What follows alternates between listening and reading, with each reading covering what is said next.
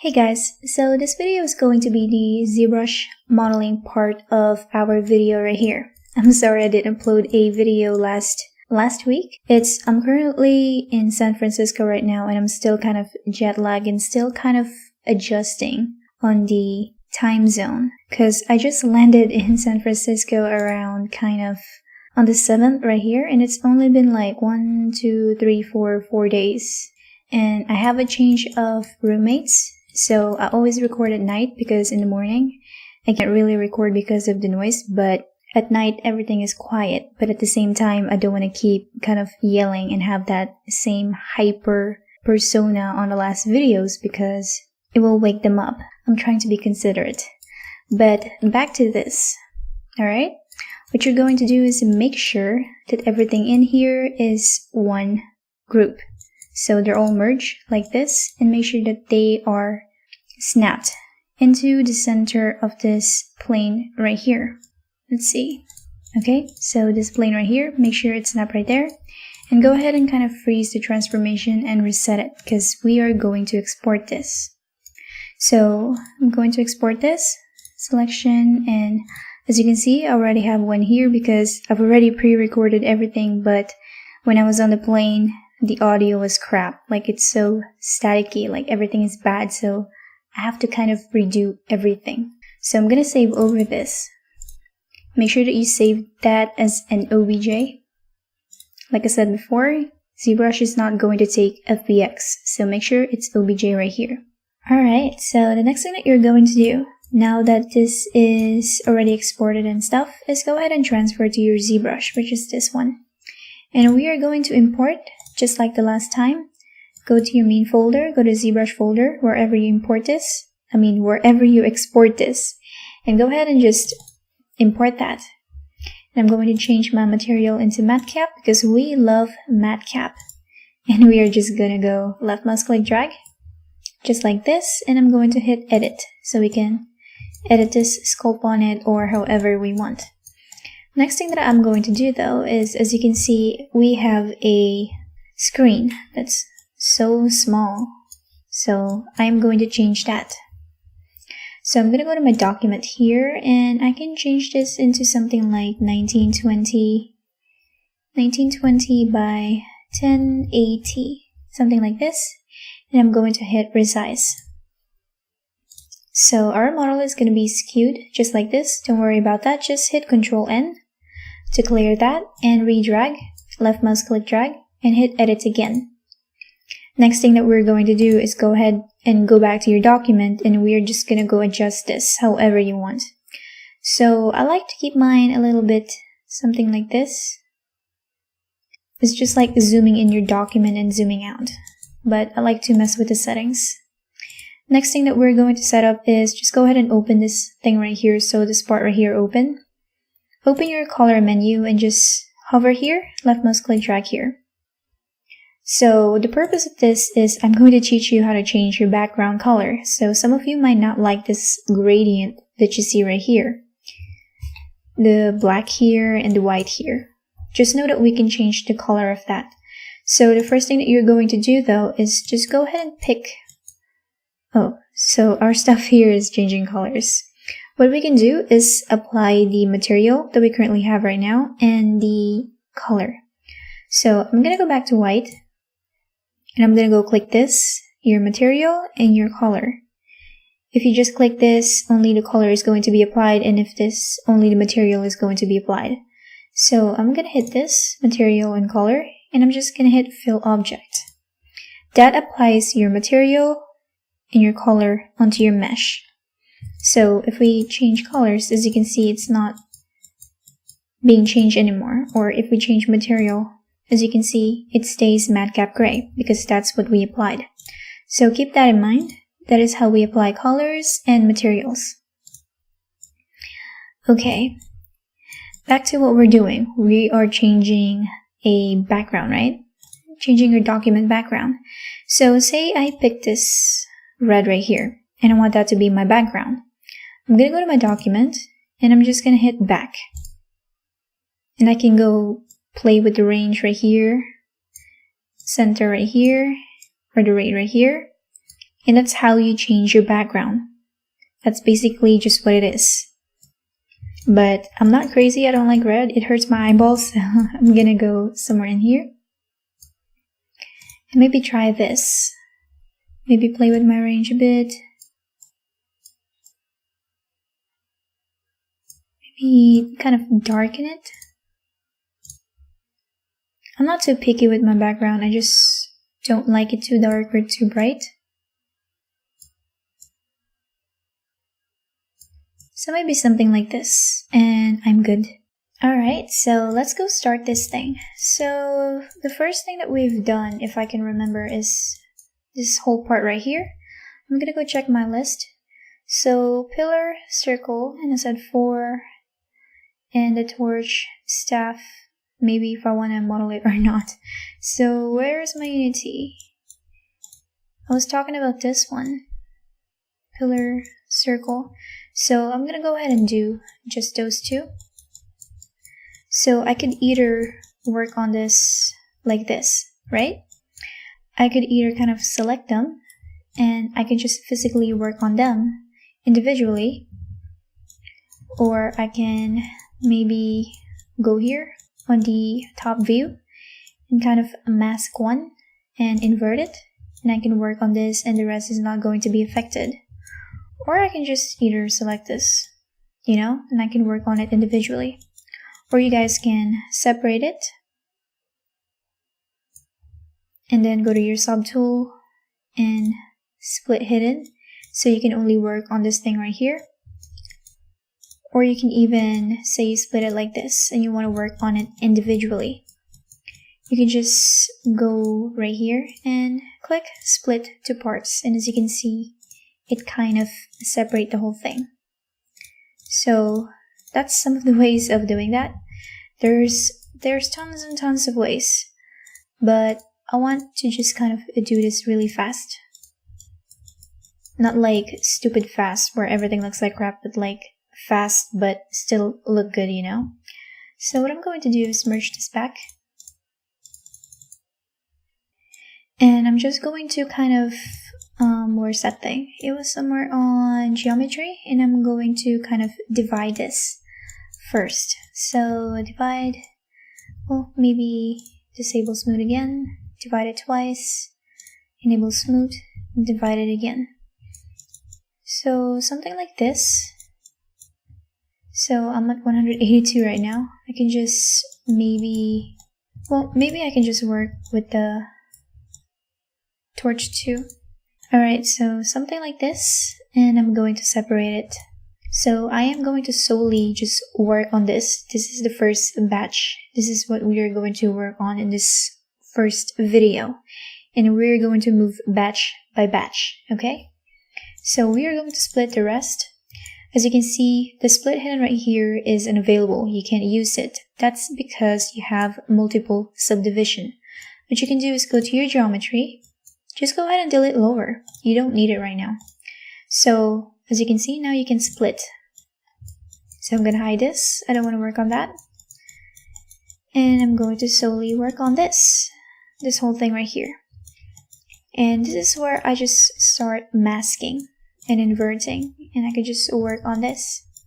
So okay, we have a pillar circle right here. And what I did to do that is I just go to my selection and play with my clip curve right here.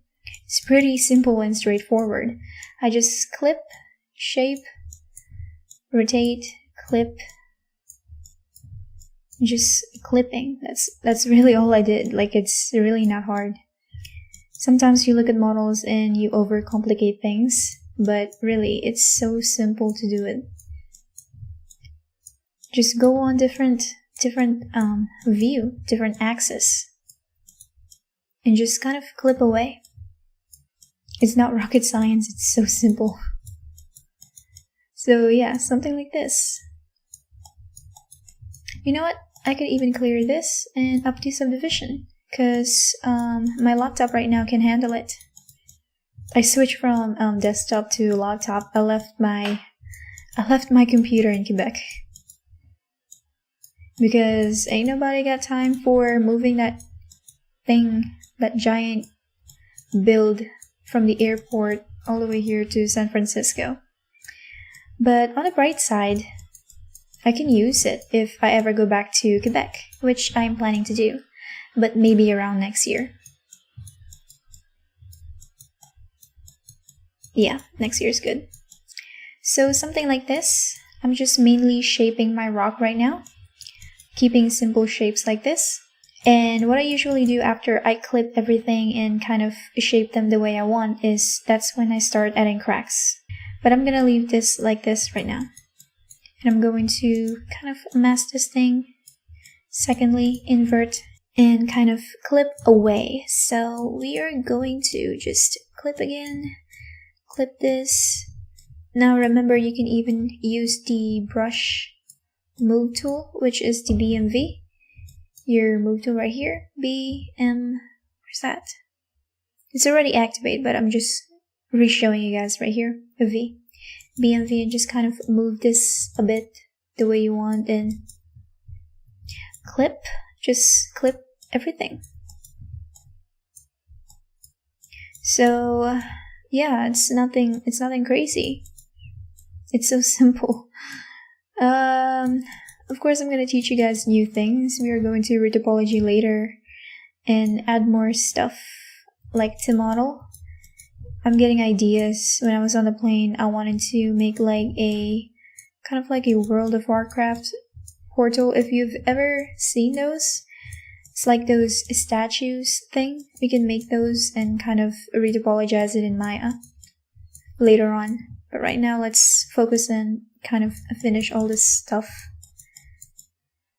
so it's out of our way. So something like this. I'm gonna transfer to my next victim, just right here. I can even kind of like invert this, right?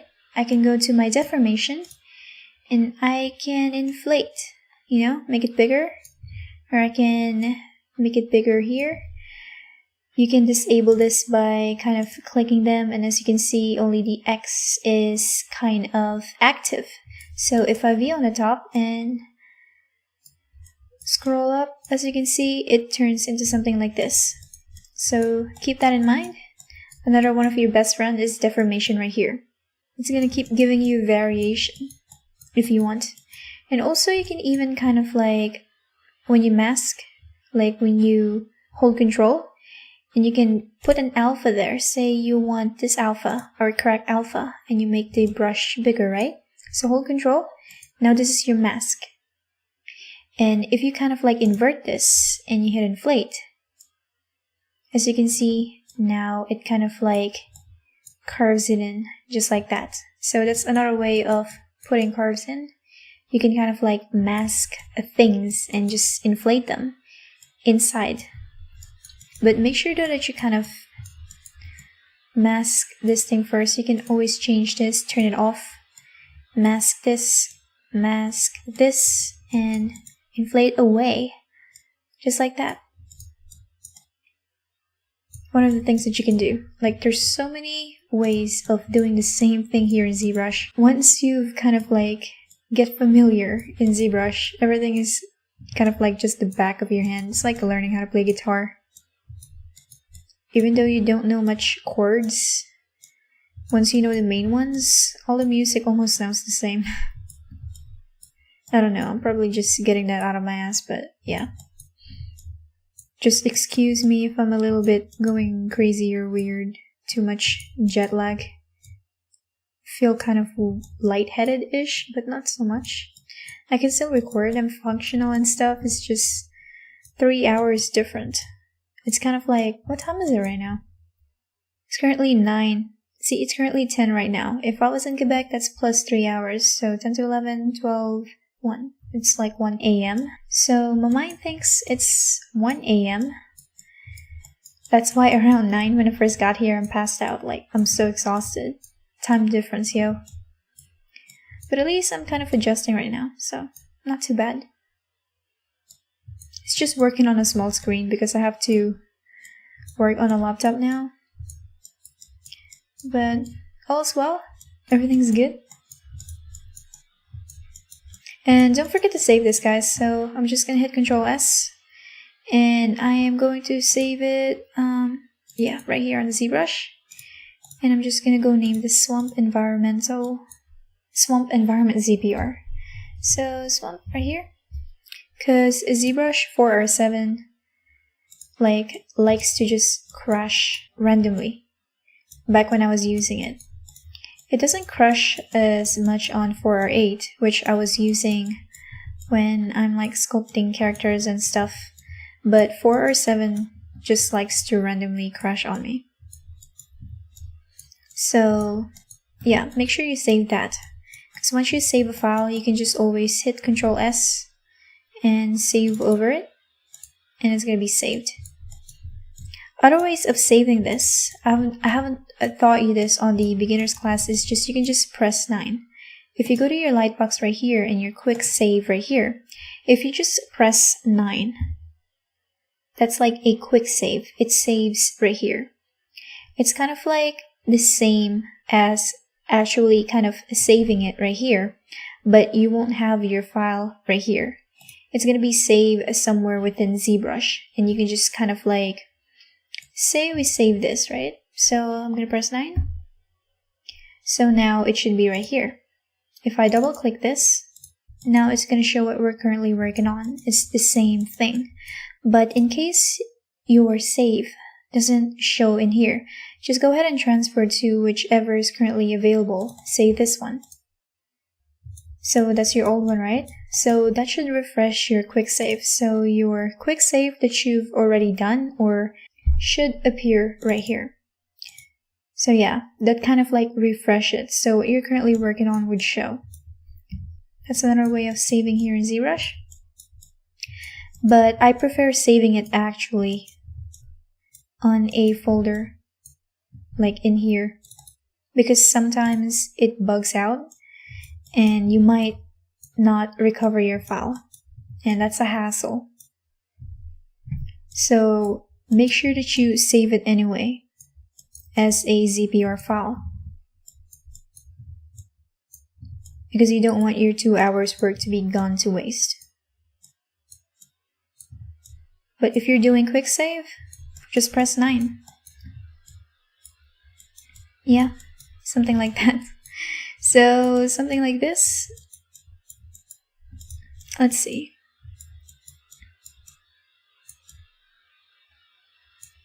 So I'm going to kind of mess with this thing right here. I remember, I'm not sure if I want to do another one of this, but might as well do it. So I'm just gonna work on this. I'm gonna change my alpha into something like default, which is this one, and I'm just gonna go make it round so it's different from our old one. So as you can see, if you're working on this thing right here and the other side is kind of like getting affected or turning into something like that, so say I sculpt here, as you can see, this thing right here moves too. What if you just want to solely sculpt here on this part? You can either mask the back so it doesn't get affected, but one way of doing things the right way is remember that there is a menu right here on the brush. Go to your auto masking and make sure that you enable back face mask. So it kind of like automatically masks the back without you actually masking it. So if you enable this and you sculpt here, as you can see, the back is not getting affected. And that's like really useful when you're doing or sculpting hands on character, fingers, faces, like anything that you can think of if you don't want the other side to be affected. So keep that in mind. Back face mask. It would help if you guys kind of like write that down. I know it's kind of like weird and kind of like old school, but the things that I learned, like I have like a green book that I forgot to bring. It's in Quebec right now, somewhere on my work partner's mother's house. So let's just kind of like sculpt this. So what if you want to rotate this, but you're like all the way zoom in like this and you can't just like left mouse click and rotate? Remember, outside this thing right here, outside this white line right here, if you left mouse click in there, you can rotate and you can even zoom out. press Alt, left mouse click, and then just drag and drag out. So I'm gonna adjust my Z intensity right here. That's how strong your brush is. Since I'm using mouse, I like to play with that thing. I mean, I could use my tablet, but the purpose of this course right here is to solely do everything on a mouse. But on the character course though, that's currently up right now, make sure you have a tablet. Like, I strongly encourage you guys to have a tablet because it's going to tremendously help you. Tremendously. So, okay, I'm gonna pinch this. So, brush, P, and then I. What pinch does is something like this. So if I kind of lower it down, like, it does the same as its name. It pinch your mesh in. And if you want to do the opposite of that, there's a inflate. So where's that? BI, and then here. And just inflate away and make that bigger if you want. And play with your intensity. Intensity is your bay, remember that. Let's go ahead and add cracks. So BCB, your clay buildup, change the alpha to this, and just adjust my intensity here. Sculpt away.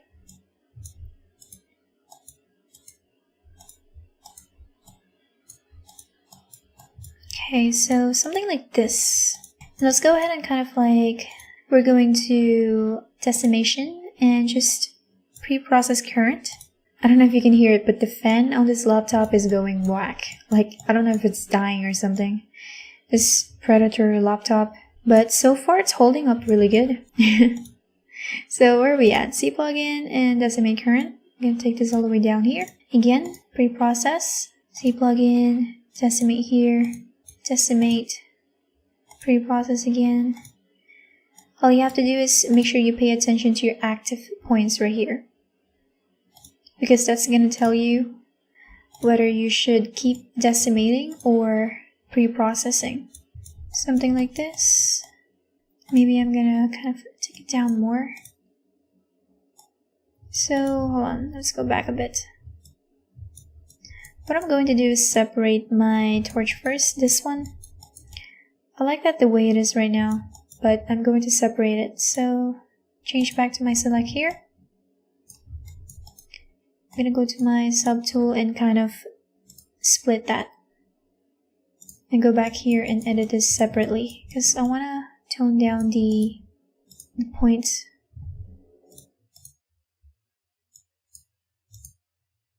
Something like this. And I'm going to export this. So export. And I can put here, this is my pillar. Circle. Plus the torch. Now I'm just doing this for extra saving in case my file gets corrupted. I have an OBJ here, I can just import this and export it back. It's always good to be ready in case your files gets corrupted and stuff like that. So I'm just double saving and double exporting for the sake of security. So I don't have to work twice again, and I don't have to lose my files, okay? So I'm going to save this here. Save it again, because I'm a save freak. And this is where we're going to end this video. The next video, we are going to model our circle, end-gun shape, thin rocks, and maybe our tree. Let's see what we're going to do on the next video, alright? I'll see you then. Bye!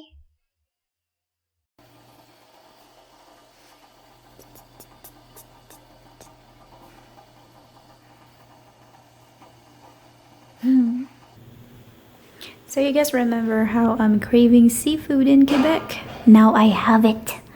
Look how big that crab is compared to my mic though. Anyway, this is my new setup. I moved from a desktop to a laptop.